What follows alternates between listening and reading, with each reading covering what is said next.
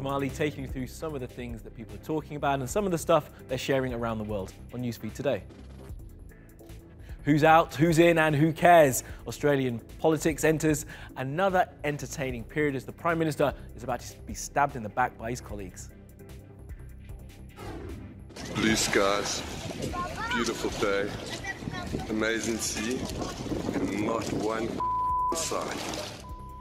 Viral video of a South African racist causes a huge uproar.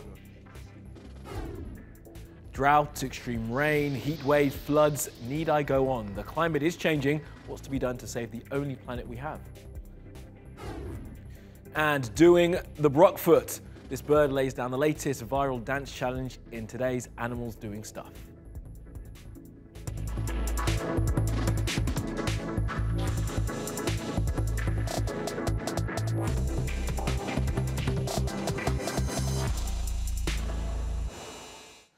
On top of our news feed, the leadership spill. That's Australian for a challenge to the head of a party which could result in the leader being removed. And this spill is as gutsy and gory as political watchers have come to expect of politics down under.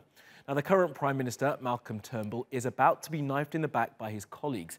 He survives just a challenge earlier in the week, but doesn't look like he'll make it through this one. If he goes, Australia will have its 6th Prime Minister in 10 years. Now, Turnbull seems to have read the room and says he won't put himself up as a contender if a challenge is called.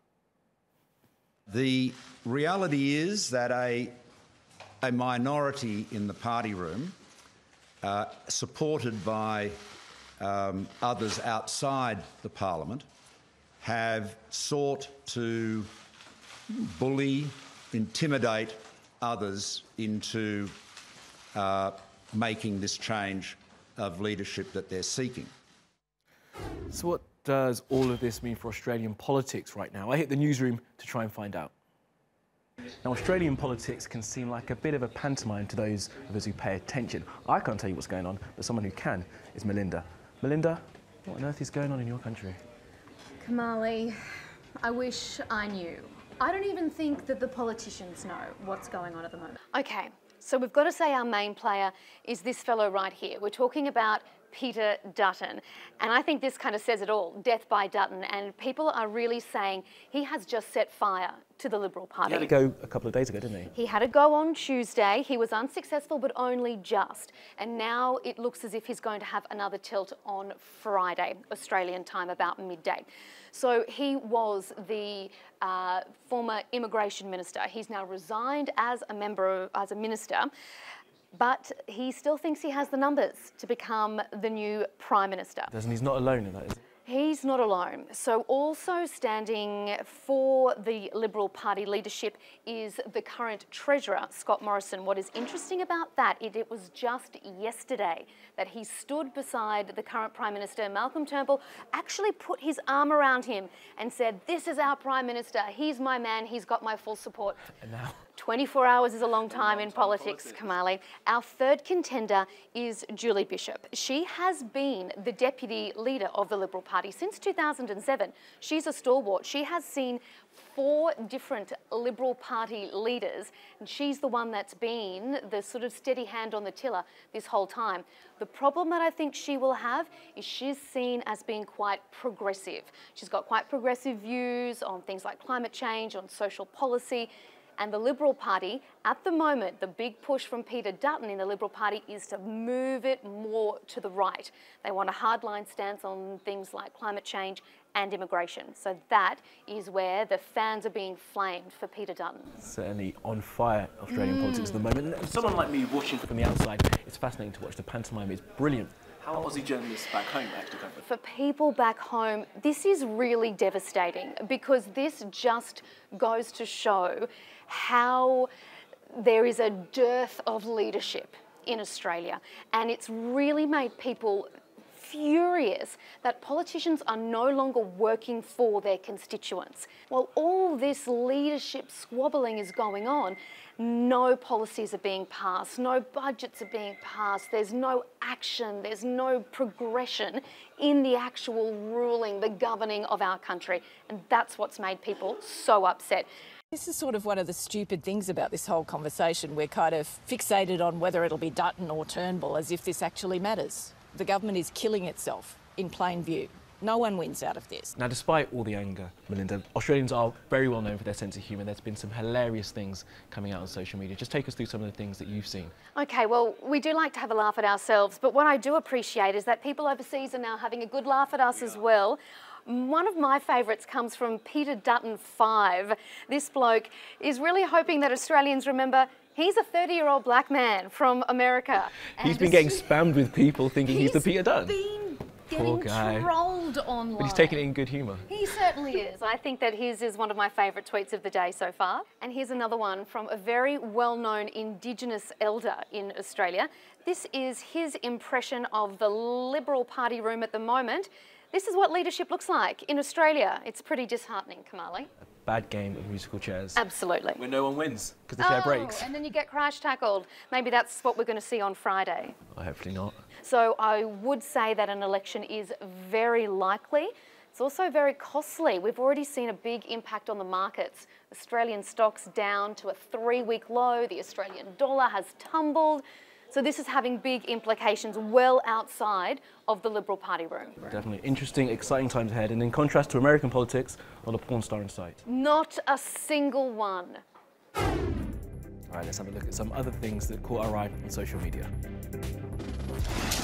Let me give you a weather forecast here. Blue skies, beautiful day, amazing sea, and not one sign. In heaven on earth. You cannot beat this. Now, this video has gone viral in South Africa. The guy in the video, Adam Catzavelos, is on holiday in Greece at the time. Now, he's married to a woman who works for Nike, and the backlash has been so strong that Nike has had to close some of its stores in South Africa. A criminal complaint has also been launched, and he's been sacked from his family's business. He's also been banned from going into his kids' school.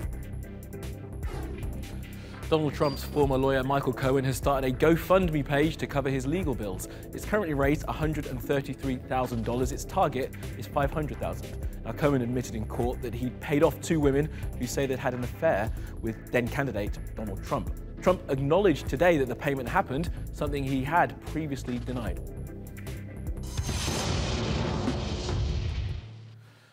The world's weather has been wild recently. Forest fires in the US and Europe, huge droughts in Australia, extreme rain and flooding in parts of India, and record-breaking temperatures all over the map. So what are we experiencing and what can be done to stop it?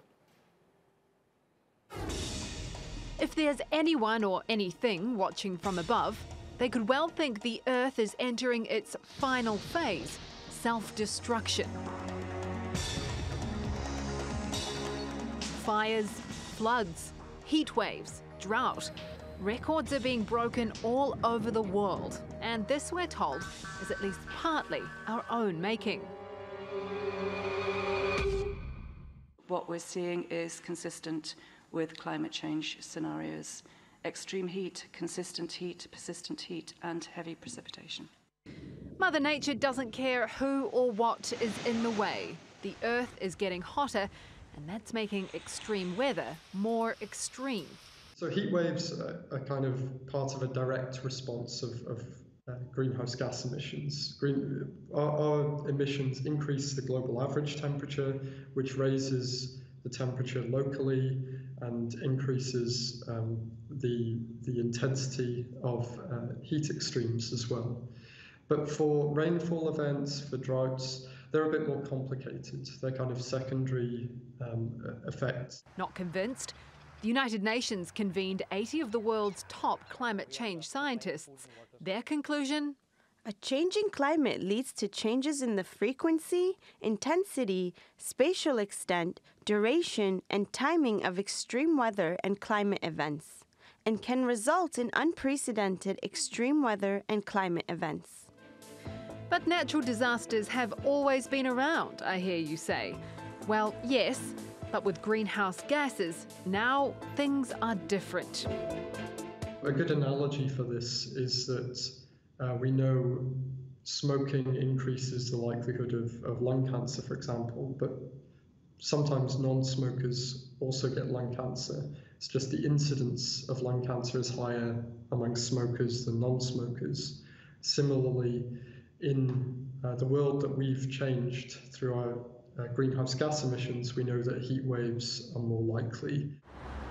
And while Europeans complain about scorching temperatures as they head to the beach, it's the people in the poorest parts of the world suffering the most. Poorer areas of the world tend to be nearer the equator. In the tropics, the signal of climate change is much clearer because the climate's a lot less variable. While we may not be able to turn back the tide on climate change, there are things we can all do at a personal, political and global level. And technology may also offer some hope.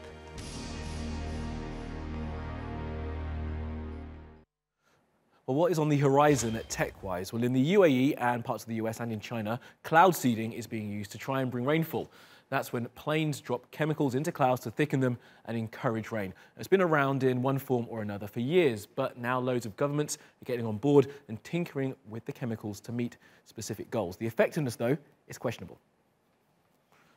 Green roofs are another idea. Scientists reckon if there were enough roofs converted to fields and gardens, they could have some impact on global warming by the end of the century. And in Switzerland, their idea may seem counterintuitive, covering glaciers with blankets. But the blankets are no normal blankets. They're white, cost thousands and thousands of dollars, and reflect rather than absorb the sun. Right, around the world now for some other stories you need to know this Thursday. The Ugandan opposition politician Bobi Wine has been up in court today, and though some charges against him were dropped, he's been rearrested on charges of treason. His original arrest last week led to mass protests across the country. The current president, Yoweri Museveni, has been in power for 30 years. Many people are calling for change. This could be the most expensive fixer-upper you're ever going to come across. A burnt-out home in Vancouver in Canada is on the market for $3 million. After fire destroyed the home in December, its owners went into foreclosure. The agent selling it on behalf of the bank reckons the price tag is fair. Vancouver is one of the most expensive cities in the world to buy a home. And here you can buy the husk of one. Good deal. Now, some may say good riddance, others will mourn its loss. Either way, TV sitcom The Big Bang Theory will be no more soon. Its 12th and final series will air in 2019. Now, people will have to go elsewhere to get obvious sarcastic writing and lazy cultural stereotypes. Now for a good news story about how girls are making a splash in Mosul. For girls growing up in Mosul, becoming a competitive swimmer was only ever a distant dream. Until now. طموحاتي إنه أرفع اسم بلدي العراق عالي من خلال هذه الرياضة. Conservative traditions in Iraq meant swimming was only considered a male sport. But this summer, for the first time, women and girls have been allowed to use public pools. أنا أحب السباحة ووالدي كان سباح ووالدي ووالدتي شجعوني إنه أدخل هاي الرياضة وأشارك بالمسابقات وأربح الجوائز. Mosul was the heart of Daesh's self-declared caliphate in Iraq in 2014. And while it's no longer the terror group's stronghold, a local swimming coach knows his break with tradition is still a bold move. كمدربين سباحة بالمحافظة نفتقر إلى الدعم المحلي والدولي وكذلك نفتقر إلى الدعم المركزي من قبل بغداد. This is the only female squad in the province, and despite 10 years of trying, the local government still can't afford to build an Olympic-sized pool. أبسط مثال هسه احنا ندربهم بهاي المستويات والإمكانات البسيطة، ما عندهم ملابس سباحين على مستوى عالمي أو على مستوى محلي، بدهم يجون ملابسهم الشخصية يعني. But limited means won't limit their dreams. And in today's Animals Doing Stuff, we have a pigeon with an injured foot. Now, that might not seem like a big deal or funny, but someone filmed it and added some music.